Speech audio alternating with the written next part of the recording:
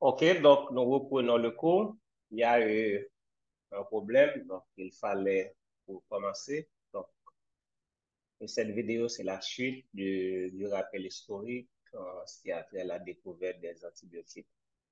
Donc, je disais que en 1957, donc on a isolé le noyau des pénicillines, à savoir l'acide 6-aminopénicillanique. Donc, à partir de ce noyau, donc, on va pouvoir mettre au point de nouvelles molécules, mais ces molécules, donc, ce sont des molécules hémisynthétiques, semi-synthétiques, c'est-à-dire on n'est pas à partir de rien, donc on a fait des modifications dans cette structure pour aboutir à de nouvelles molécules. Donc, c'était en quelque sorte une découverte majeure en 1957. Donc, en 1962, ce fut la découverte de l'acide nalidixique qui est encore en cours d'utilisation. Donc, la première substance antibactérienne appartenant à la classe des 4 quinolones, donc les fluoroquinolones. Donc, on a vu les céphalosporines, on a vu les pénicillines, les sulfamides, les aminoglycosides. Maintenant, là, il s'agit des quinolones. On a vu également les tétracyclines, c'est une famille d'antibiotiques. Donc, une deuxième génération de cette classe fut son apparition en 1987. Donc là, contrairement aux autres, donc c'est plus ou moins récent, 1987. Donc, avec la ciprofloxacine, molécule qui est largement utilisée sous forme de comprimé, sous forme d'injection. Okay? Donc, très largement utilisé la ciprofloxacine, un antibiotique très intéressant, surtout utilisé pour les infections des voies respiratoires et du système respiratoire et du système digestif.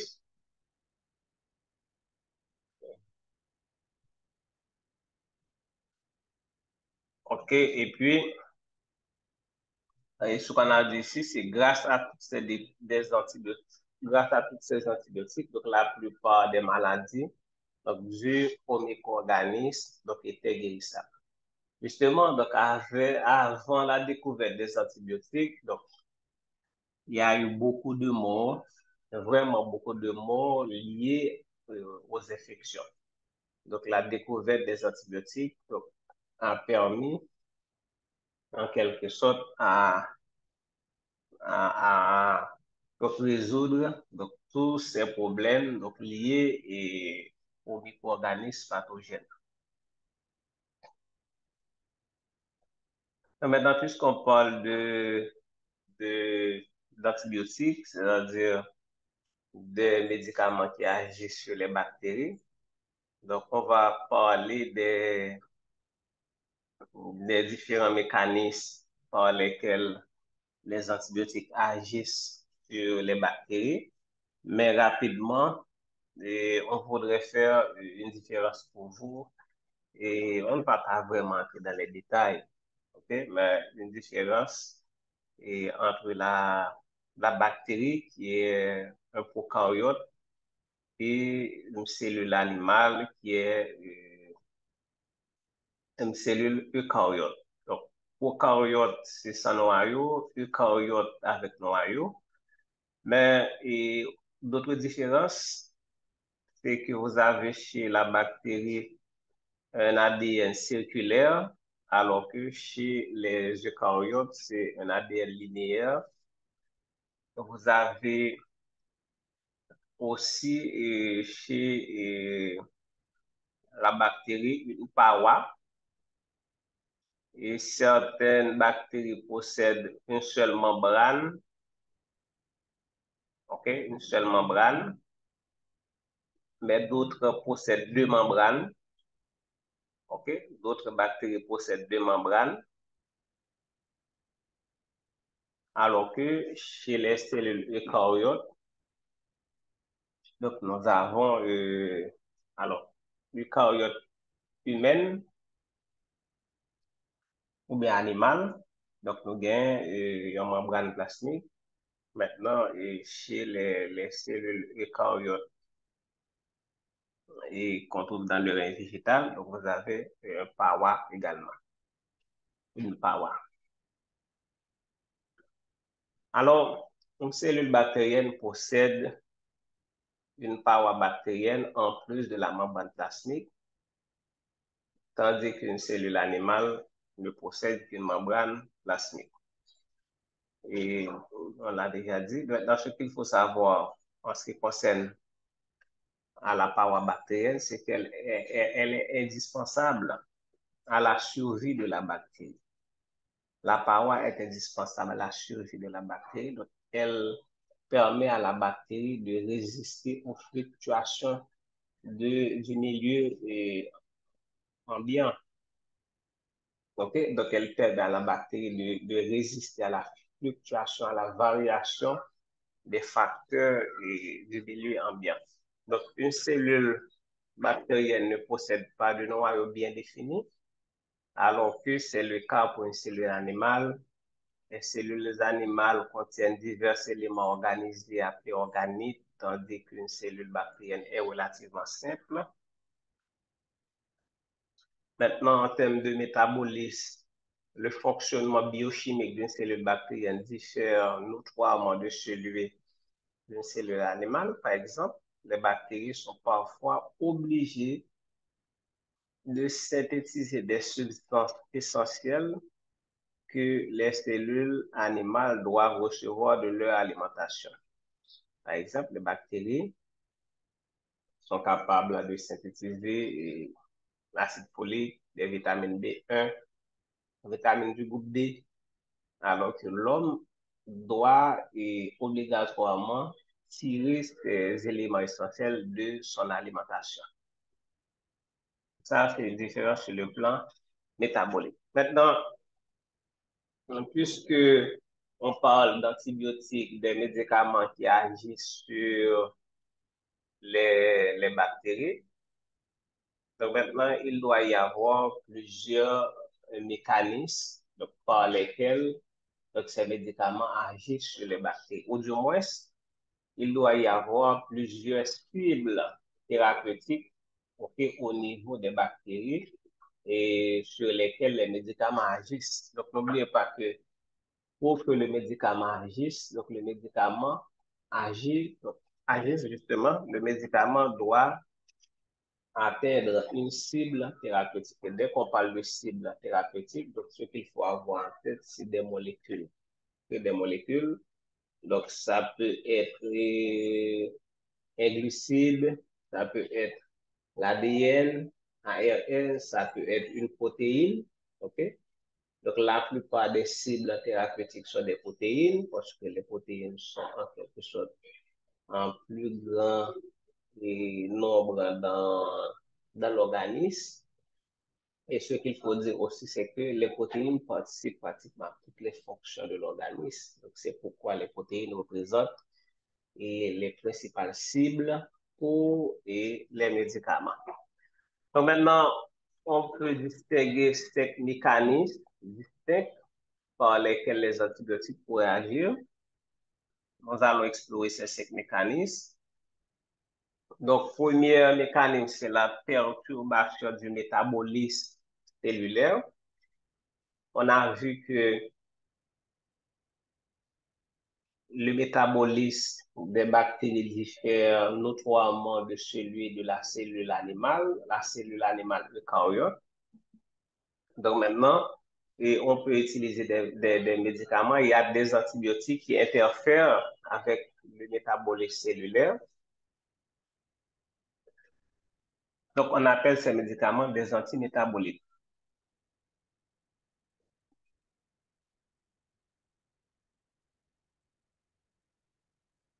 Donc, ces composés inhibent le métabolisme, bloquent le métabolisme du micro-organisme ciblé, mais pas celui de l'autre. C'est-à-dire que si on est infecté, donc on peut bloquer le métabolisme de la bactérie sans pour autant bloquer celui de l'homme. Donc, quand on parle de l'autre ici, il s'agit de l'homme. Ou encore, il s'agit d'un animal qui est infecté. Donc là, nous avons un vétérinaire. OK?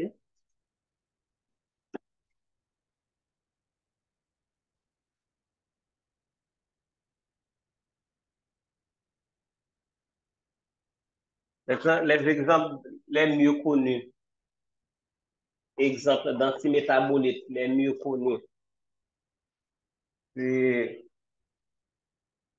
les sulfonamides. Donc, on a déjà parlé d'un exemple, par exemple, les protonsil. Protonsil, c'est un exemple. Donc, je crois que c'est le deuxième médicament dont on a parlé dans le cadre de ce cours. Donc, on a vu premièrement Salvasan, et je crois que le deuxième c'était Protonsil. Donc, Protonsil, c'est un exemple d'antimétabolite. OK? Donc, on peut dire sulfamide ou sulfonamide. Donc, les deux se disent. Donc, sulfonamide, donc sur le plan chimique, ouais, il y a sulfone et amide.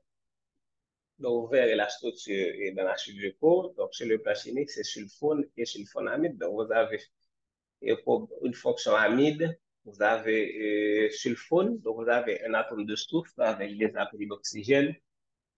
Donc, on verra ça et tout à l'heure. Donc, maintenant, le premier mécanisme, donc, c'est perturbation du métabolisme cellulaire bactérien. Donc, ces médicaments qui bloquent le métabolisme, qui perturbent le métabolisme de la bactérie s'appellent les antimétaboliques. Maintenant, le blocage.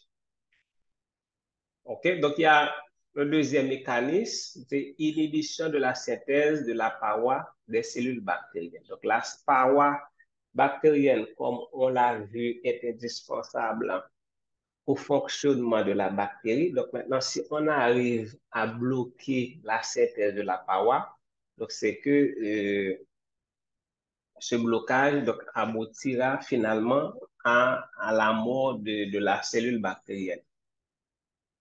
Donc, parmi ces substances qui agissent selon cette modalité, il y a les pénicillines et les céphalosporines. Ça, il faut le retenir. Donc, les pénicillines et les céphalosporines, ce sont des bactéries, ce sont des antibiotiques qui agissent sur la synthèse de la paroi bactérienne. Donc, pénicilline, les sulfonamides ou encore les sulfamides, ce sont des antimétabolites, c'est-à-dire des médicaments qui perturbent le métabolisme bactérien. Les pénicillines et les céphalosporines, qui sont des bêta-lactames ou encore des bêta-lactamiques. OK? Céphalosporines et pénicillines, ce sont des bêta-lactamiques, mais inhibent la synthèse de la paroi bactérienne. Donc, comme les cellules animales ne possèdent pas de paroi, donc ces substances n'exercent aucune action sur elles. Interaction avec la membrane plasmique. Donc, certains antibiotiques interagissent avec les membranes plasmiques des cellules bactériennes en modifiant leur perméabilité.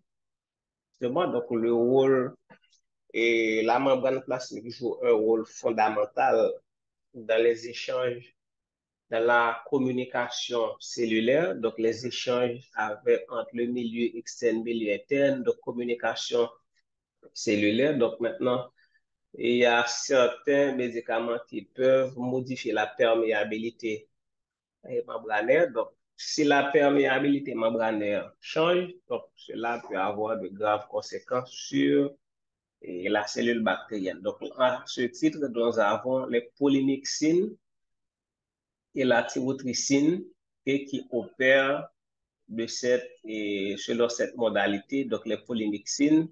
Donc, jusqu'à présent, on utilise des polymyxines, je ne sais pas pour la thyrotricine, mais polymyxine B est utilisée jusqu'à présent. Il y a aussi un autre mécanisme, donc des médicaments qui peuvent perturber donc, la synthèse des protéines. OK, donc là, nous avons, alors, synthèse des protéines. Donc, je rappelle que la synthèse des protéines, c'est le le point de départ de la synthèse des protéines, c'est l'ADN. Donc, l'ADN, c'est un acide nucléique qui, c'est le support de l'information, c'est le support chimique de l'information génétique. Et l'unité informationnelle, c'est ce qu'on appelle les gènes. Donc, un gène, il renferme l'information nécessaire à la synthèse d'une ou plusieurs protéines. Maintenant, la première étape de cette formation de protéines, c'est ce qu'on appelle la transcription. Donc, l'ADN est converti en ARN et messager. La transcription, ensuite, l'ARN messager est converti en protéines, c'est ce qu'on appelle la traduction. Donc, la transcription a lieu au niveau du noyau, alors que la traduction a lieu au niveau du cytoplasme. Donc, cela signifie que l'ARN messager qui résulte de la transcription doit être transporté jusqu'au cytosol, jusqu'au cytoplasme, donc où il va être traduit en protéines. Donc maintenant, et ça, il faut savoir que les enzymes, par exemple, ce sont des protéines, les enzymes. Donc maintenant, et les enzymes sont des molécules indispensables à la survie de la cellule bactérienne.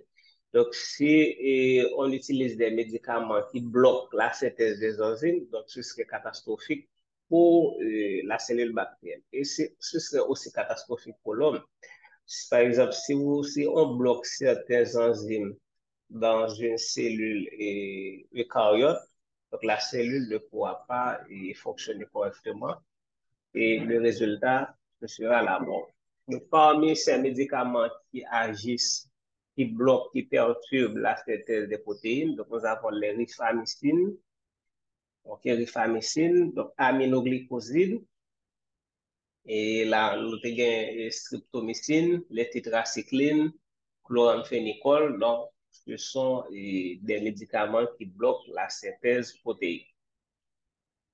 Inhibition de la transcription et de la réplication de l'ADN, donc on en a parlé tout à l'heure, donc le dérèglement du fonctionnement de l'ADN empêche la cellule de se diviser et ou de synthétiser des indispensables enzymes.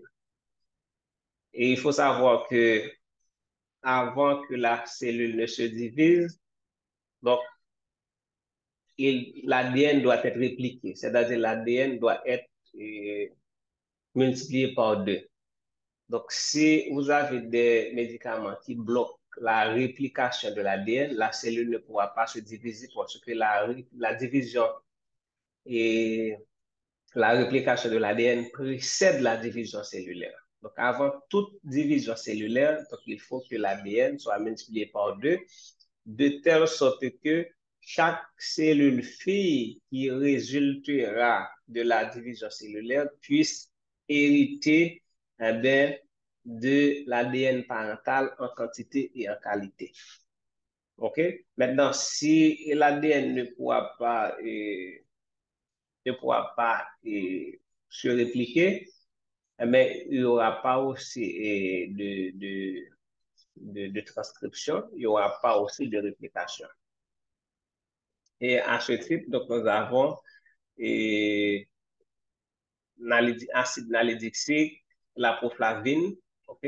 On a vu la proflavine au début. Du coup, il y a acide nalidixique qui agissent de cette façon. OK? Maintenant, on va développer chaque famille, chaque groupe de médicaments et on commence avec les antimétabolites. Donc, antimétabolites, donc c'est les antibiotiques qui agissent en perturbant le métabolisme cellulaire. Donc, il s'agit des sulfonamides ou encore les sulfamides. Alors, le meilleur exemple d'antibiotique fonctionnant en tant que métabolite est celui des sulfonamides appelés parfois sulfamides. Donc, en 1935, un médecin allemand découvrit que colorant rouge, le protonsil, présentait des propriétés antibactériennes immédiates. Donc, rappelez-vous bien que le protonsil, c'est un pro-médicament. C'est un pro-médicament. Le protonsil, c'est un pro-médicament et fut parmi les premiers antibiotiques découverts. Donc, c'était la sulfanilamide. OK? Donc, le colorant rouge s'appelle protonsil, mais c'était la sulfanilamide. Sulfanilamide, n'oubliez pas, je vous avais dit que protonsil, c'est un pro-médicament.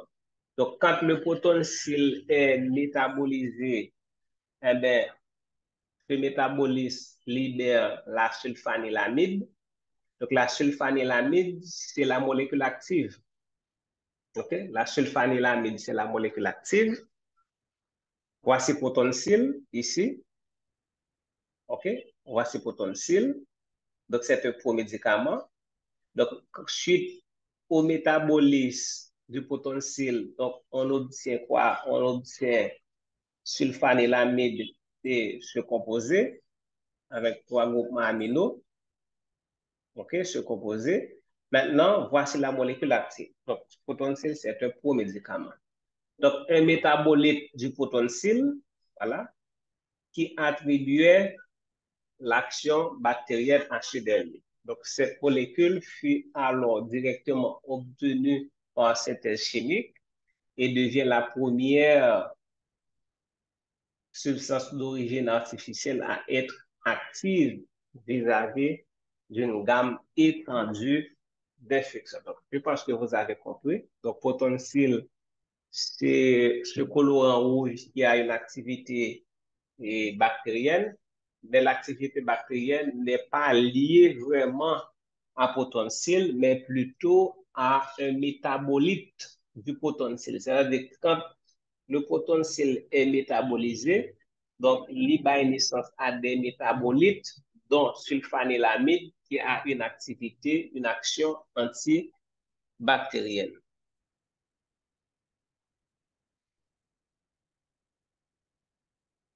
OK, maintenant, on va parler de la relation structure-activité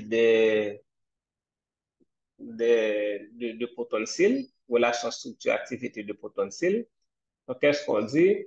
Donc, la synthèse d'un grand nombre élevé d'analogues de type sulfanilamide a permis de dégager les conclusions suivantes. Qu'est-ce qu'on va essayer de faire? Donc, on va essayer d'analyser, d'établir donc, la relation entre l'activité de la molécule et sa structure. Donc, on va essayer de découvrir quels sont les groupements qui sont responsables de l'activité antibactérienne de ce médicament.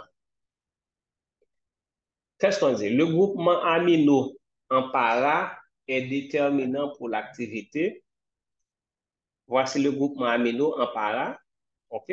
Ouais, donc on a ces deux groupements, SO2 NH2. Donc ces deux groupements sont en para. Donc le groupement amino en para ici est fondamental pour l'activité, est déterminant pour l'activité et il ne peut être substitué. Donc c'est-à-dire que donc, ces atomes d'hydrogène-là, on ne peut pas les remplacer par des groupements méthyl, par exemple. Donc, les hydrogènes, donc le groupe amino tel qu'il est, donc est déterminant pour la fonction. Donc, si on fait des modifications, donc il se peut que ces modifications donc, aboutissent à une perte ou une diminution de l'activité biologique de ce médicament.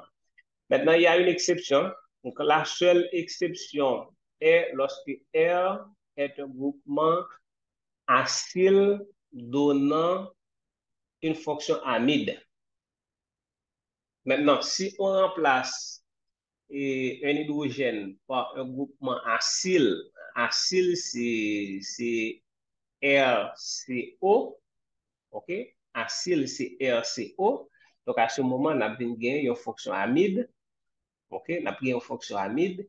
Et comme vous le savez, et les amides sont comme tels inactifs, mais ils peuvent être métabolisés par l'organisme de manière à générer in situ, donc le composé actif. Donc, c'est comme si nous prenons un groupement amino, donc nous transformons en amide. Donc là, c'est comme si nous transformons en pro-médicament parce que amide, là, une fois qu'elle tombe dans le sang, dans l'organisme, donc, on gagne des enzymes qui a hydrolyser fonction amide là et qui va régénérer donc la fonction amine dans le sang. Donc, ainsi donc, les amides peuvent servir de pro-médicament des sulfanylamides. OK? Donc là, on essaie d'expliquer, voilà ce qu'on appelle la fonction et, et,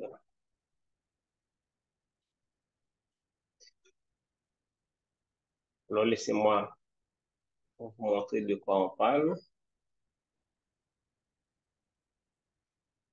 OK?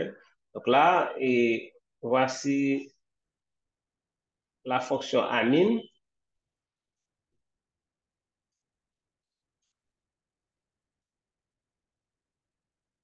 Donc maintenant, si on fait réagir, si on remplace un hydrogène, donc on peut remplacer un de ces hydrogènes par un groupement acyle. Donc voici le groupement acyle. OK. Voici le groupement acyle. Donc on peut remplacer un hydrogène par un groupement acyle. Donc si on remplace un hydrogène par un groupement acyle, donc on a bien un amide. Voilà, donc on a un hydrogène. Donc l'autre hydrogène est remplacé par donc, la fonction et le groupement acyle. Et quand on remplace un hydrogène par un groupement acyle, voilà ce qu'on observe. On observe un amide. Maintenant, ce qui arrive, c'est que l'amide peut être hydrolysé, métabolisé dans l'organisme. Et quand l'amide est métabolisé, qu'est-ce qui se passe? Donc, l'amine est régénérée et in situ. Donc, du coup, donc, seule modification qui est capable de faire ce groupement amino qui se trouve en para, donc c'est transformé en amide, sachant que l'amide pourra être métabolisé tout en régénérant donc l'amine in situ. Voilà et de quoi on parle ici.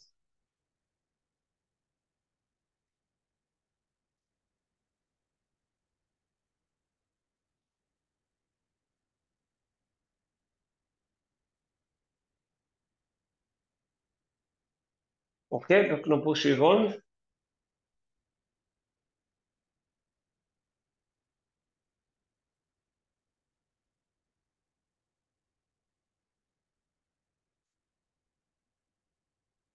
Antimétabolique, sulfonamide et relation structure-activité. Donc, je rappelle, donc, quand on parle de relation structure-activité, donc, il s'agit de déterminer quels sont les groupements fonctionnels qui sont responsables de l'activité biologique de la molécule médicamenteuse. Donc, le cycle benzénique avec son groupe fonctionnel sulfonamide est indispensable. Donc, le cycle benzénique, il faut revenir pour vous montrer. Laissez-moi faire une copie de ces molécules pour ne pas revenir.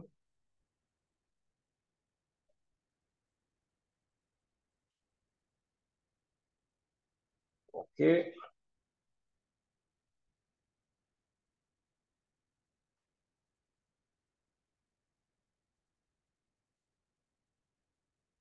Voilà. OK. Donc, voilà le cycle benzénique. Donc, le cycle benzénique avec le groupement sulfonamide. Voici le groupement sulfonamide. Le cycle benzénique avec le groupement sulfonamide est indispensable. Le cycle benzénique ne peut être substitué qu'en position para. Donc, le cycle benzénique, pourquoi on parle de substitution par rapport au cycle benzénique? Donc, n'oubliez pas que chaque carbone, ça, on a des carbones 1, 2, 3, 4. OK, 2, 4. Donc, il y a un hydrogène. Donc, cet hydrogène peut être remplacé, peut être substitué. OK? Peut être substitué. Maintenant, seule substitution qui est capable de faire, qui est capable de rendre molécule active, c'est quand on fait des substitutions en para. Donc, para, c'est 1,4. Ortho, c'est 1,2. Méta, c'est 1,3. L'azote du groupe sulfonamide doit être secondaire. OK, l'azote du groupe sulfonamide doit être secondaire. OK, mais là, c'est, on a un azote qui est primaire. Donc, on va voir ce qu'on dit par la suite. R second est le seul endroit de ces sulfonamides qui puisse être modifié. Donc, maintenant, et pour, si par exemple, là, on a un atome d'azote primaire. Maintenant, en ajoutant un radical R ici, en ajoutant un radical R ici, donc, on a bien R second. Donc, cette partie qui est liée à l'azote, c'est R prime. Donc, si on ajoute un autre radical, donc ça fait R second. Et par conséquent, donc, seule modification que nous sommes capables de faire, c'est seulement au niveau de R second, donc, que nous ajouter sous l'azote. Donc, c'est-à-dire que un hydrogène, ça va remplacer, peut être remplacé par un radical, par une autre molécule, OK, une autre structure chimique. Donc, c'est au niveau de cette structure chimique qu'on peut faire des modifications. Voilà, et je voulais justement vous montrer ça. Voici R. On parlait de R second. Donc, voilà une molécule où, donc voici l'azote du groupement sulfonamide. Donc, vous voyez ici, il y a un seul atome d'hydrogène. Alors que ici, on a deux atomes d'hydrogène. Donc, c'est ce qu'on dit ici. L'azote du groupe sulfonamide doit être secondaire, OK? Maintenant, ici, c'est un azote primaire. Donc, maintenant, pour rendre cet azote secondaire, il faudra remplacer un atome d'hydrogène par un groupement alkyle. Un groupement alkyle. Voilà, ici, donc on remplace cet hydrogène par un groupe chimique. OK? Donc, maintenant, nous venons gagner un azote qui est secondaire. Secondaire, c'est parce que il faut lier avec ici, nous capable de dire radical R et il lie ici avec le radical R second. R prime, R second. OK? Maintenant, la nature de R peut être modifiée en greffant toute une série de structures hétérocycliques ou aromatiques, lesquelles peuvent influencer l'importance de la liaison de ces médicaments aux protéines plasmatiques. Donc, ceci contrôle à son tour le taux de sulfamide dans le sang. Bref, on fait un médicament à courte ou à longue durée d'action. Ainsi, un médicament qui se lie fortement aux protéines plasmatiques sera lentement libéré dans la circulation sanguine et présentera une durée d'action prolongée. Donc, ça, c'est à retenir. Et je pense que nous connaissons ça déjà.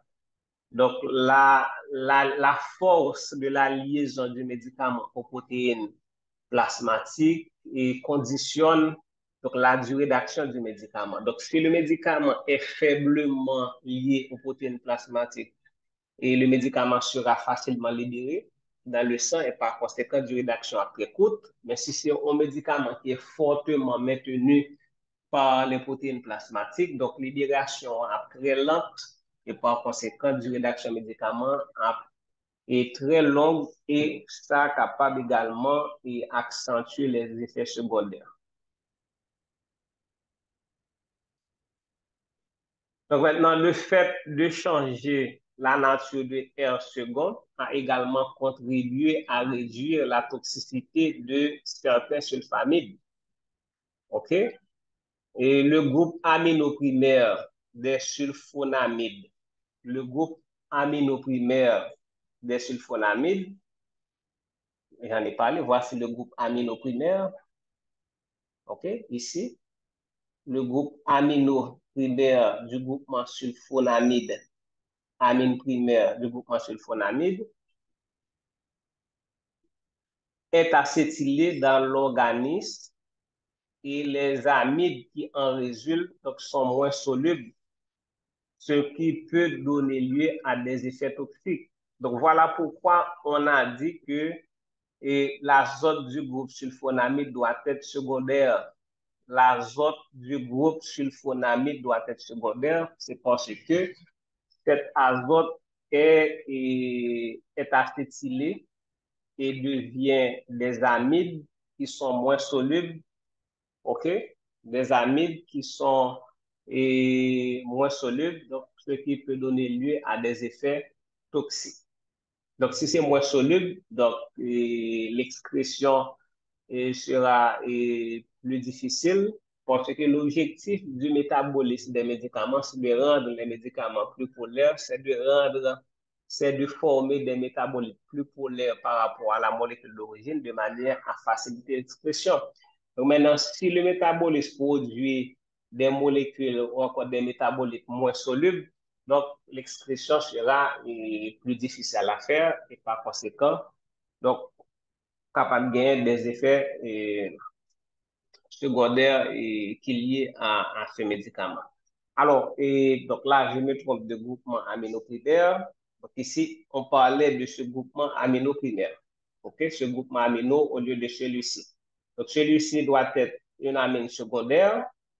OK, mais celui-ci, par exemple, si il est acétylé, donc l'acétylation de ce groupement amino a transformé en fonction amide, eh bien, molécule là, quand il est transformé en amide, donc amide yo moins soluble par rapport aux amines, parce que yo moins polaire, et ça capable des problèmes. Donc maintenant, et voilà, donc l'acétylation. Donc si on fait l'acétylation, ici, vous voyez, donc l'acétylation. Donc, c'est amine primaire. Donc, l'acétylation conduit ici à amine secondaire. Donc, insoluble, métabolite insoluble. Donc, c'est un métabolite insoluble donc, qui parle des problèmes dans l'organe. Donc, il va falloir trouver un moyen pour empêcher cette acétylation. Par exemple, le métabolite qui se forme de la sorte à partir de sulfatiazole. Donc, voilà, on a un médicament qu'on appelle sulfatiazole. Donc, c'est un sulfonamide. Sulfatiazole est très peu soluble et peut occasionner la mort en cas de blocage des tubules rénaux. OK? En cas de blocage des tubules rénaux. Donc maintenant, il va falloir trouver un moyen pour empêcher cette acétylation. Les pharmacochimistes ont remarqué par la suite que le problème de la solubilité peut être contourné en remplaçant le cycle thiazole du sulfatiazole par un cycle pyrimidine, donc ce qui fournit la sulfadiazine. Voilà comment améliorer la solubilité. Donc ici, nous avons un cycle, ici c'est sulfatiazole, donc nous avons un cycle thiazole, ok? Le cycle ici c'est thiazole, S. Ici, c'est un atome de soufre. Ce n'est pas trop visible, c'est un atome de soufre. Azote, thiazole. Donc, en remplaçant le cycle thiazole par un cycle pyrimidine, eh bien, qu'est-ce qu'on fait? On augmente la solubilité. On augmente la solubilité et par conséquent, le problème de solubilité est lié à l'acétylation de ce groupement est résolu. Donc, cette modification aboutit à un autre médicament qu'on appelle sulfadiazine. Donc, vous avez sulfatiazole. Dans sulfatiazole, il y a un cycle thiazole. Donc, quand on remplace le cycle thiazole par le cycle pyrimidine, eh bien, la nouvelle molécule s'appelle sulfadiazine et cette molécule est plus soluble, hydrosoluble que sulfatiazole.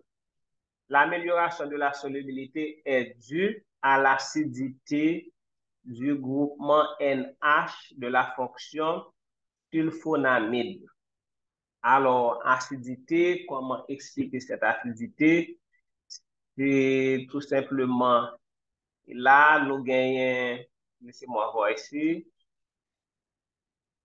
et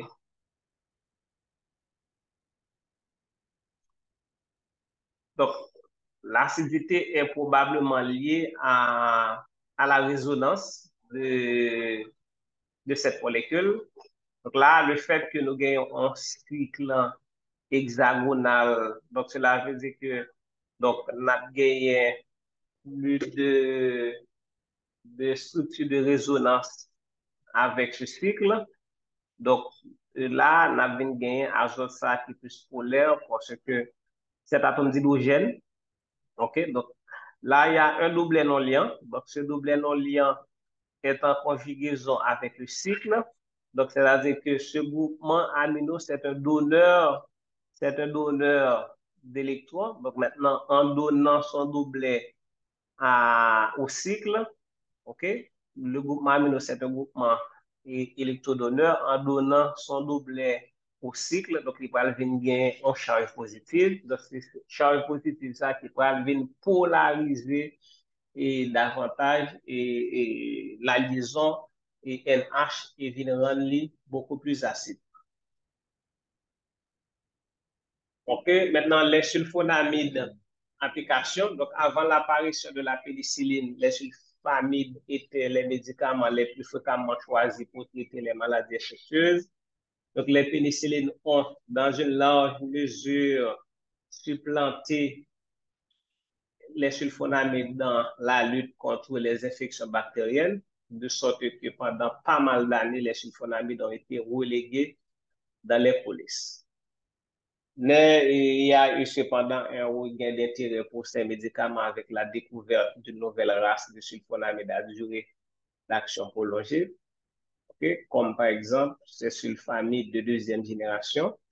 On se doit de citer sulfametaxol, sulfametoxine, qui est si stable dans l'organisme, donc une prise hebdomadaire suffit.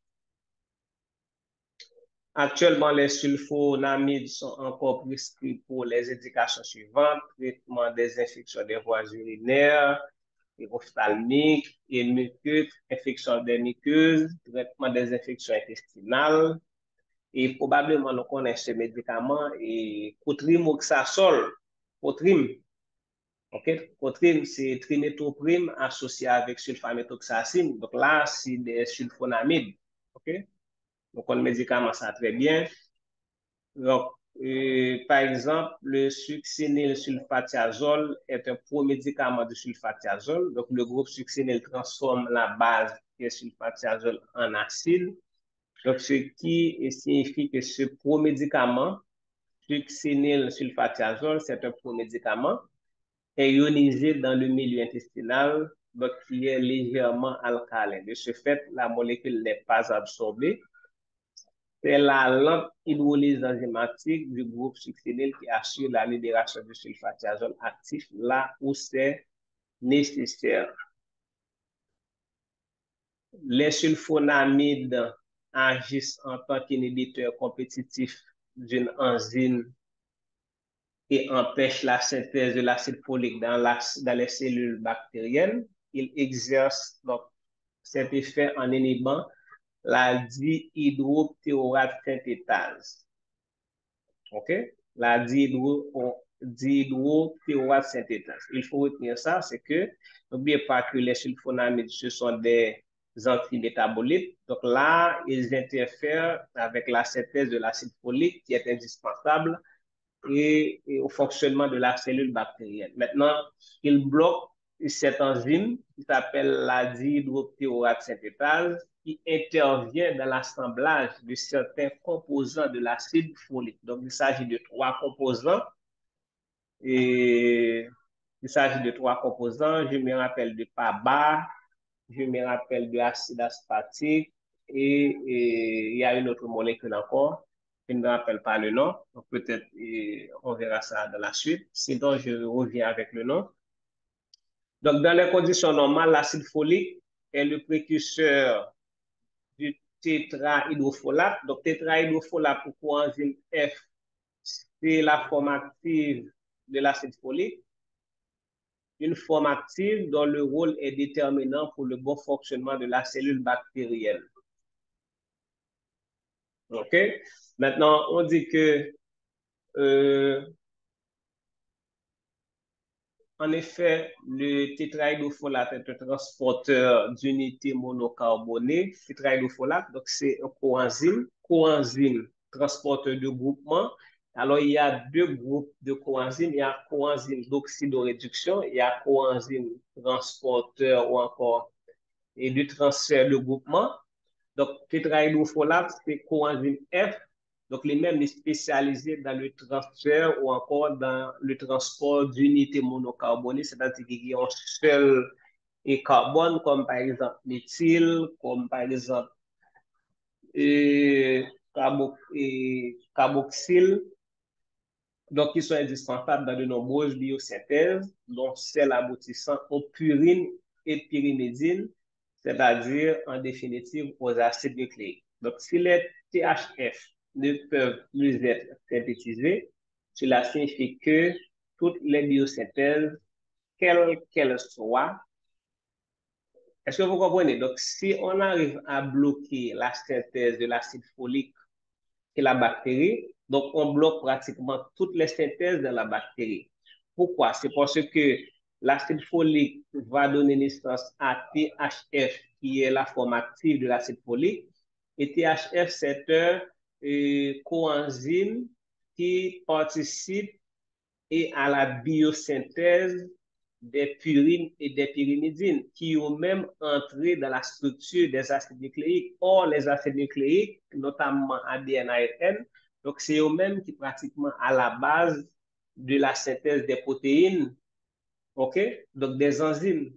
Donc si on arrive à bloquer la synthèse du THF, donc on bloque pratiquement le fonctionnement de la cellule, donc c'est la mort. Donc c'est ainsi que la voie de biosynthèse des acides nucléiques est complètement interrompue, donc ce qui se traduit par l'arrêt de la croissance et de la division des micro-organismes. Donc, on parle de antimétabolites. Donc, il est à noter que les sulfonamides ne tuent pas à proprement parler les cellules bactériennes. En fait, ces substances empêchent les micro-organismes de se diviser et de pulluler.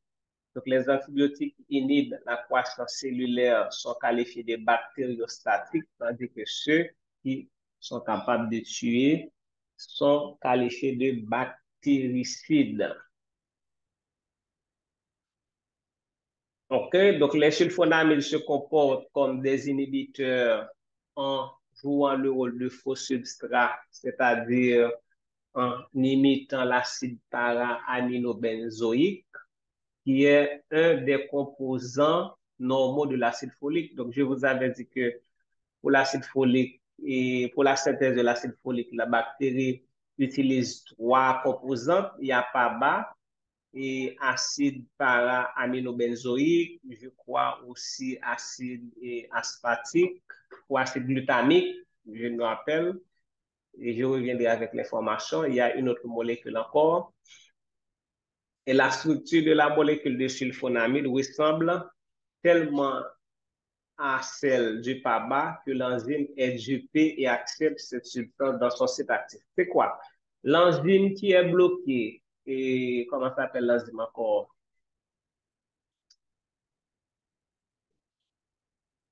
La dihydroptéroate synthétase.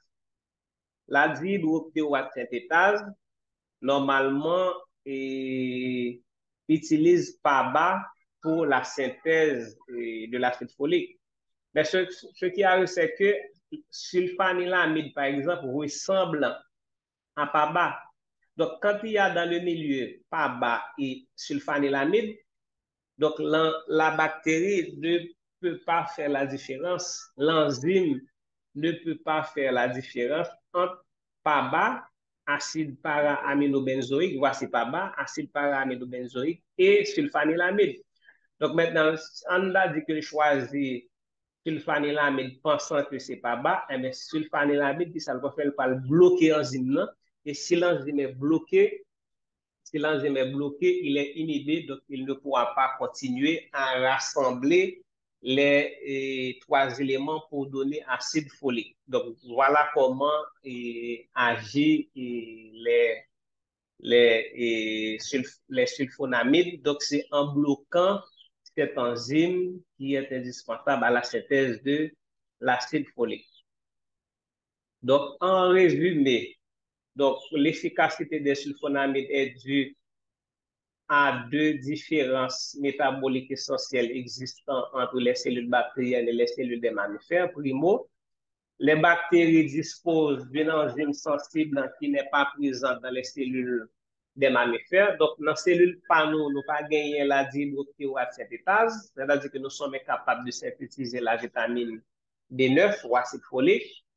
Segundo, les bactéries ne disposent pas de protéines de transport qui leur permettent d'assimiler l'acide folique qu'elles trouveraient dans leur entourage. Donc maintenant, nous-mêmes, nous prenons acide folique à travers notre alimentation qui est disponible dans notre organisme. Donc, bactéries ne sont pas capables d'utiliser l'acide folique panouant pour que nous prenions l'alimentation parce que il n'y a pas gagné des récepteurs, des transporteurs au niveau de ces membranes donc, qui permettent que l'acide folique entre. Donc, nous-mêmes, nous pas gagné enzyme que bactéries a gagné.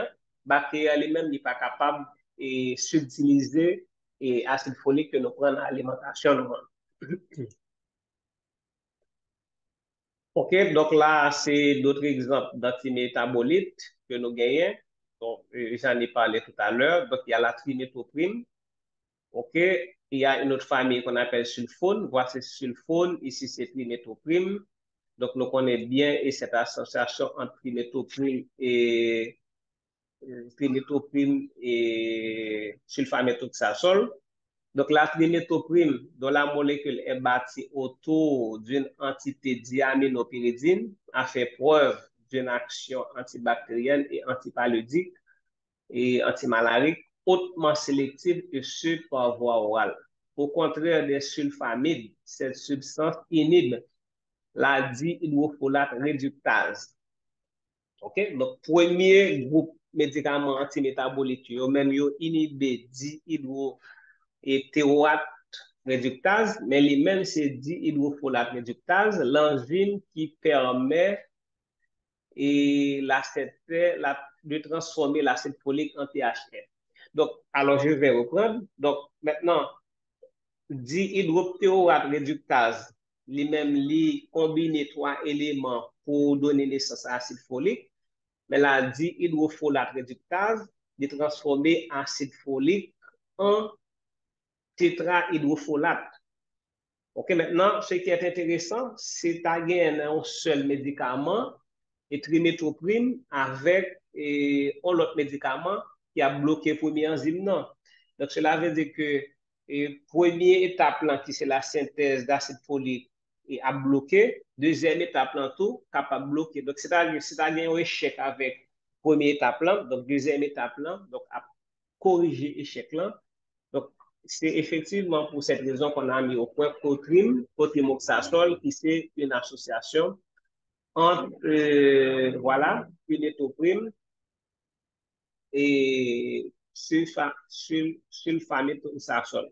Donc, la trimétoprine est souvent administrée en association avec un sulfonamide, le sulfaméthoxazole. Donc, ce dernier, en tant que sulfamide, inhibe l'incorporation du PABA. Donc, trimétoprine, c'est un antimétabolique, mais ce n'est pas un sulfamide. OK, c'est important à rappeler ça. Voici trimétoprine. C'est un antimétabolite, OK, qui appartient à une autre classe. OK, donc voici les sulfones, c'est une autre famille. Voici on l'autre antimétabolite qui n'ont l'autre famille. Donc là, dans Cotrim, on a sulfonamide et on a trimétoprine. Donc, trimétoprine a bloqué la dihydrofolate réductase alors que sulfaméthoxyazole a bloqué la dihydroptéroate et oui, dihydrofolate réductase tétréméthoprime, sulfaméthoxyazole, c'est dihydroptéroate. OK? Vous voyez la différence? Dihydrofolate, dihydroptéroate réductase, c'est sulfaméthoxyazole. Donc, ainsi, deux enzymes agissent dans deux étapes consécutives d'une même voie métabolique, d'une même voie de synthèse menant au THF sont perturbées. Donc, cette approche-ci est un exemple de ce qu'on appelle un blocage séquentiel. Donc, deux médicaments qui sont associés et chaque médicament ça a bloqué et deux réactions qui consécutives. Donc, si on a échoué, donc l'autre là a réparé et faire. Donc, les sulfones sont les médicaments les plus couramment utilisés dans le traitement de la lèpre. Donc, il faut dire jusqu'à présent en Haïti, il y a des cas de lèpre, notamment à Léogane et Gonaïve dans la Tibonite. Donc, il y a un programme du ministère qui prend en charge ces maladies, c'est PNLT, donc Programme national de lutte contre la tuberculose. Non seulement il prend en charge la tuberculose, mais également la lèpre. Donc, on pense que ces médicaments inhibent donc la même enzyme que les sulfonamides, c'est-à-dire la dihydropyroate réductase. Voilà, chers étudiants, donc notre premier cours le, sur les antibiotiques, les substances antibiotiques, antibactériennes. Donc, je souhaite un bon visionnage. Donc, si vous avez des questions, donc n'hésitez pas à les produire. Donc, au niveau de la rubrique commentaire de ma chaîne. À la prochaine.